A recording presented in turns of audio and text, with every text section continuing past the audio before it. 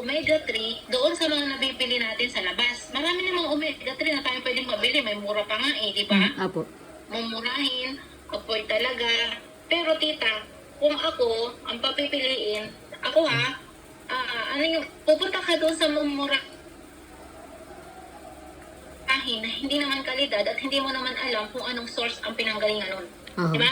Kasi kaya pala may mga na-allergy. Diba? Bakit? Yung ingredients ng omega-3 na nabibili sa labas, hindi natin kumbaga hindi natin iyon alam kung anong process, saan galing.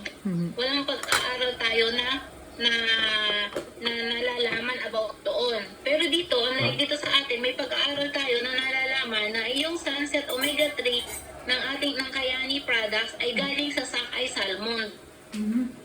Yung Sockeye Salmon, yun yung isda na nahuhuli doon sa river ng Alaska. So, hindi siya contaminate. Di ba? Ito yung isda na nasa loob ng yelo, yung tinutusok.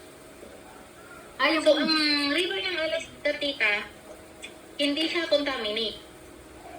Wala siyang spill ng radiation and mercury. Unlike doon sa mga omega-3 na nabibili natin sa labas, na ang isda na ni-ingredients nila doon, hindi natin alam kung saan kinukuha. Alam mo, dyan lang kinukuha sa mga karagatan natin, di ba? Ang karagatan natin ngayon, contaminate na.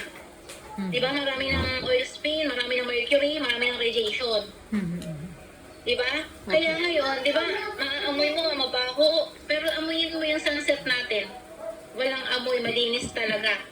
So yan, wild din kasi doon yan doon, kung tawagin ay wild kasi walang mga chemicals, walang na ingredients. So, konting tocopherol, superior vitamin E. So, yan, tocopherol, tocopherol, dalawang klase ng vitamin E yan. Ang kagandahan, ito kaya yung sunset natin, awarded siya ng Monde Selection Grand Gold Award 2018 sa Japan. Diba? Pagka na-award ng ganyan ang produkto, napakaganda na. Anong award yan, po? Anong award? Of omega-3. Tita, anong award? Anong award? Monde Selection Grand Gold Award. Grand Gold Award. 2018 sa Japan. Sa Japan. So yan, napakaganda na ng produkto pag na-award ng ganyan.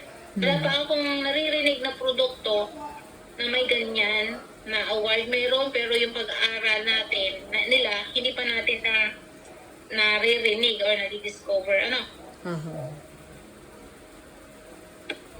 Ito tita yung